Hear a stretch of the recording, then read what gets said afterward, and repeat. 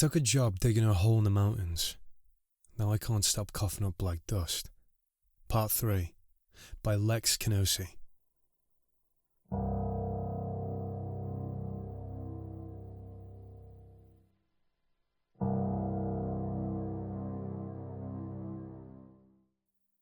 Plato spent the week with that cube in his palm, and by morning he looked like he hadn't slept in weeks. His eyes were bloodshot and ringed with black dust that wouldn't wash off, no matter how many times he scrubbed at them. He kept whispering to it. Or maybe it was whispering to him. Hard to tell. "We gotta read that whole journal, man," he said, voice flatter than it should have been. "Every damn page. Can't just skim the greatest hits." I'd shoved it to the bottom of my pack after we decided to stay, trying not to think about the warnings carved into that shack. But Plato was right. If we were going to understand what the fuck we were digging up, we needed to know what happened the last time someone tried. We waited until the morning shift started, then slipped away into the woods. The shack felt different in daylight. Less haunted, more sad. Just rotted wood and desperate graffiti. We sat on the filthy floor and spread the journal between us. The pages were stuck together in places, not with age or water damage. It was something clear and oily that caught the light like glycerin, a preservative that had kept the paper intact for decades.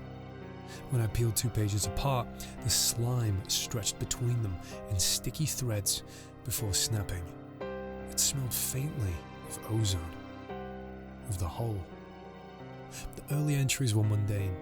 A local man documenting the company's arrival in 1953. Men in suits who paid in cash and asked no questions. A crew of desperate workers who showed up one day and started digging with no explanation. Equipment that appeared overnight. The same lie about building something, never about excavating. Then the sickness started. June 14, 3 men coughing up black dust. Company doctor says it's just coal residue, but we're not mining coal. The dust tastes wrong, metallic. June 19, Michael's hearing whispers from the rocks. Says they're speaking a language he almost understands. Company doc gave him pills. He stopped complaining, but his eyes went flat.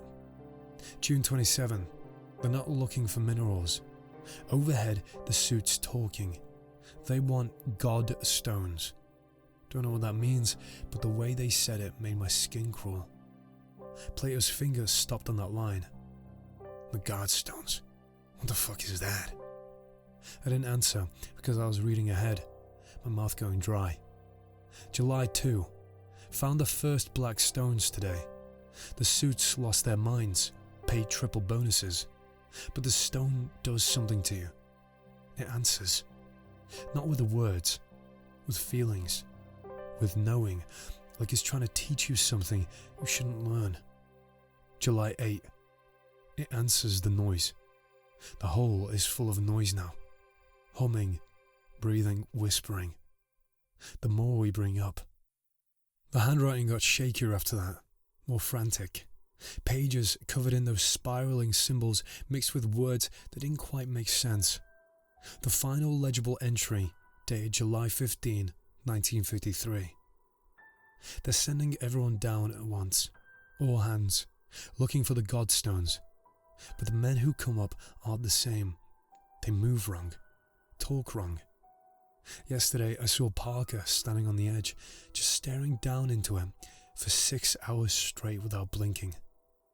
When I asked if he was okay, he smiled and said, "The signal is very clear from here. I'm leaving tonight. If you're reading this, don't bring up the stones. Don't go down. Don't." The rest was slime, preserving blank pages, or pages that had been torn out. "It answers the noise," Plato repeated softly. He was turning the cube over in his hands, watching light slide across its impossible surface. "We're teaching it we're here. Put that thing away, man. Seriously." He looked at me with those bloodshot eyes and smiled.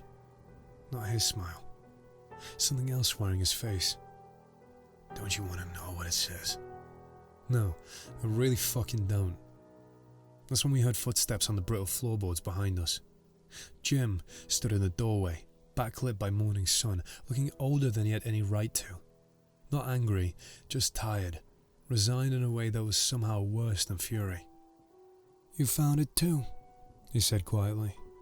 "The journal. I read it years ago, first time I worked this site." "First time?" My voice cracked. "You've been here before?" 3 times. Different crews, same hull, same company, same lies." He leaned against the door frame like standing was taking too much effort. "They keep coming back. Every decade or so. Different name, different paperwork, same fucking dig. And people keep dying or disappearing or changing in ways that make dying look like mercy." "Why did you come back?" Plato asked. Jim's laugh was bitter. "Same reason you stayed after Ray. Same algorithm, different platform. They cracked the code. Figured out the exact price point where desperation overrides survival instinct. You're not workers, you're users. And the product? Your fucking compliance." Plato stood up, still holding the cube. The morning light hit it at an angle, and for just a second it seemed to glow from within, that iridescent blue pulsing like a heartbeat. The forest went silent. Not gradually, instantly. Every bird, every insect, every rustle of wind through leaves, the air went thick and heavy, pressing against my eardrums like I descended too fast in an airplane. My breath fogged, despite the warm morning. "Put it away," Jim whispered, backing towards the door. "Put it the fuck away right now." But Plato was staring past him, into the tree line, and that wrong smile was spreading across his face. "Do you see them?" he asked, voice full of wonder and horror in equal measure. I looked. At first I thought they were trees. I thought they were shadows. And then my eyes adjusted and I realized they were men. Or had been. Dozens of them standing at the edge of the clearing in perfect silence, watching us with empty eye sockets. Her skin was grey, covered in fine black dust like coal miners who'd never washed. Some wore clothes from decades ago, overalls and work shirts rotted to threads. Others were older, dressed in styles I didn't recognize. They didn't move, didn't breathe, just stood there, watching the cube with that terrible, hungry attention. "Suck men," Jim breathed. "Oh, fuck. Oh, Jesus, fuck. They're manifesting in daylight." Every part of me wanted to bolt, legs screaming, brain trying to check out, bladder about to make me piss myself like a little kid. This wasn't a horror movie or some fucked up website. This was wrong on a level that bypassed thought and went straight to the primitive part of your brain that knows when you're prey. Plato stepped forward, toward them. "Plato, don't." "They're drawn to it, man," he said, but the man sounded like he was trying to remember how people talked. "Like moths to a really fucked up flame." One of the figures took a step forward. Its foot made no sound on the forest floor. Plato let out a laugh, a short, sharp sound like a lock clicking open. Nothing human about it. Jim bolted, just turned and ran, crashing through the underbrush with the desperate speed of a man who'd seen this before and knew how it ended. I wanted to follow. Every instinct screamed at me to follow. But Plato was still walking toward them, cube extended like an offering. And I couldn't leave him alone with those things. "Plato, please, we need to go." He stopped, swaying slightly, and slowly turned back to me. The smile faded. For just a second, I saw my friend again, confused, scared, realizing he'd walked too close to something terrible. "Yeah," he said shakily. "Yeah, okay, let's go." The figures didn't follow us back to camp. They just stood there, watching, until we lost sight of them through the trees. Felt their eyes on us like spiders crawling up my spine. Had to check my boxes when we got back to make sure I hadn't actually shit myself. Back at camp, Plato collapsed into our tent and was asleep within seconds, the cube still clutched in his fist. I sat outside, shaking, watching the tree line for movement, wondering if those things could cross into the clearing, wondering if they were already here and I just couldn't see them yet. I must have dozed off eventually because I woke to shouting. The whole camp was up, crowding toward the shack. Dawn was just breaking. I scrambled out of the tent and ran after them, my heart already sinking because I fucking knew something had gone wrong. Jim was standing on the shack's collapsing porch, holding the cube above his head like a prophet with a holy relic. His eyes were wild, spit flying from his mouth as he preached to the gathering crew in a voice that cracked and soared. "You think this is a job?" he shouted. "You think they're paying you to dig? You're digging up a god's grave. You bring up pieces of something that was buried for a reason. The mountain kept them safe, kept them sleeping, and we're waking them up piece by piece." The crew was paralyzed, not by his words, by something deeper. That contagious hysteria that turns crowds into mobs. I could see it spreading, the wide eyes, the shaking hands.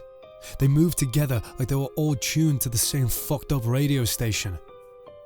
"We have to give it back," Jim screamed, shaking the cube. "Put it back in the hole.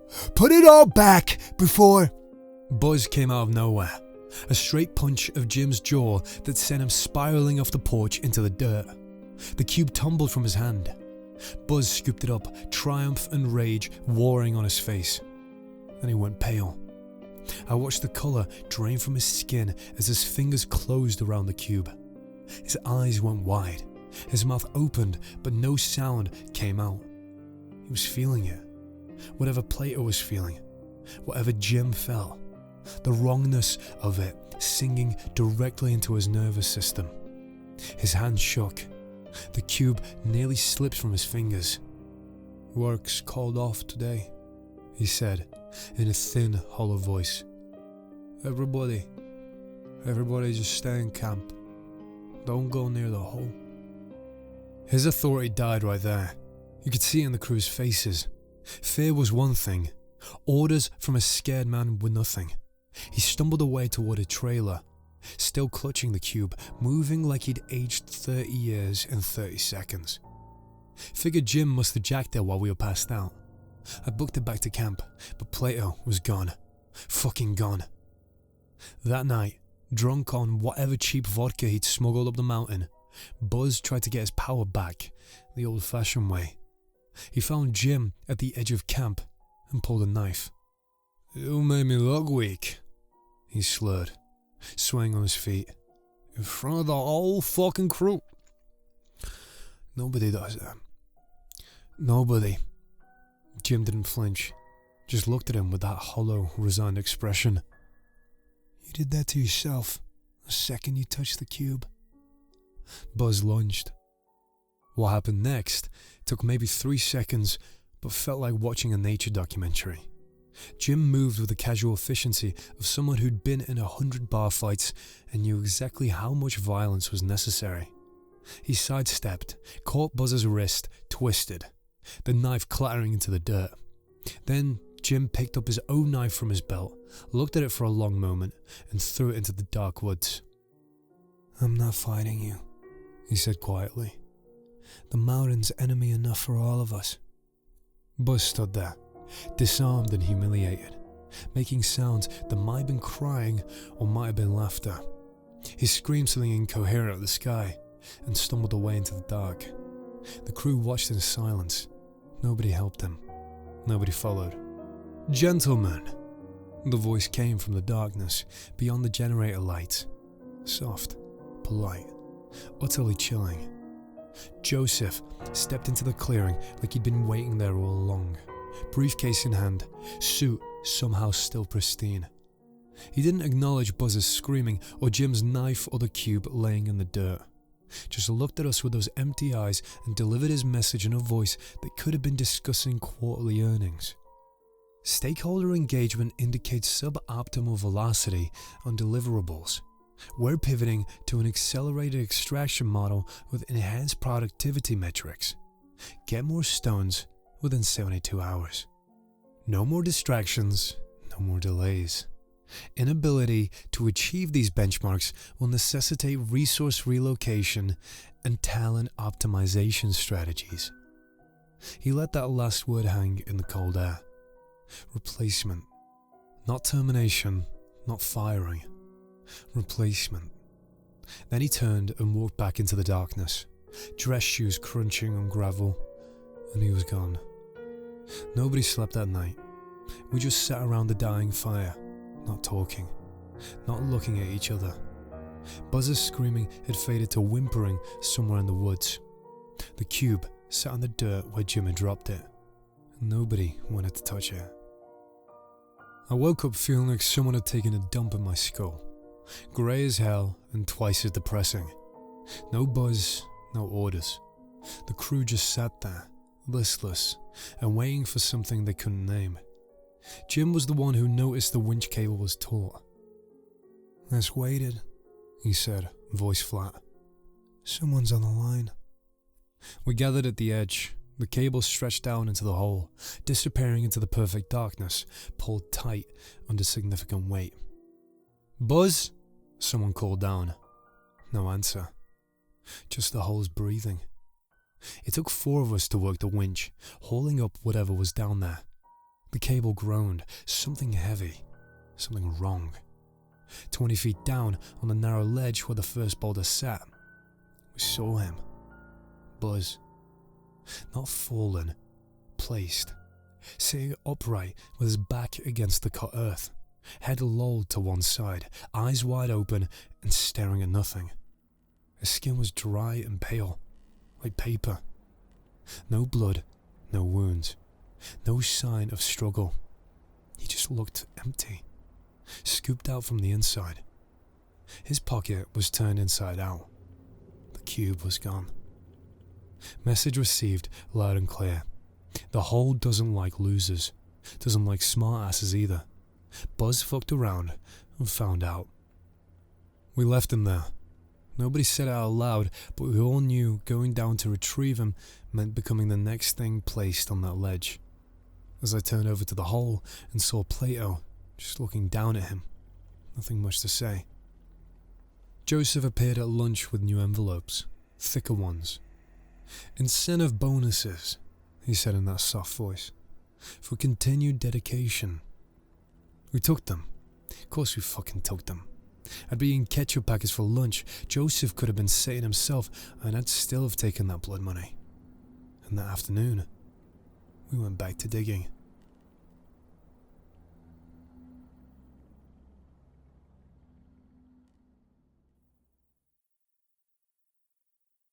There's little Tom Decree, who cried when his head, that curled like a lamb's back, was shaved, so I said.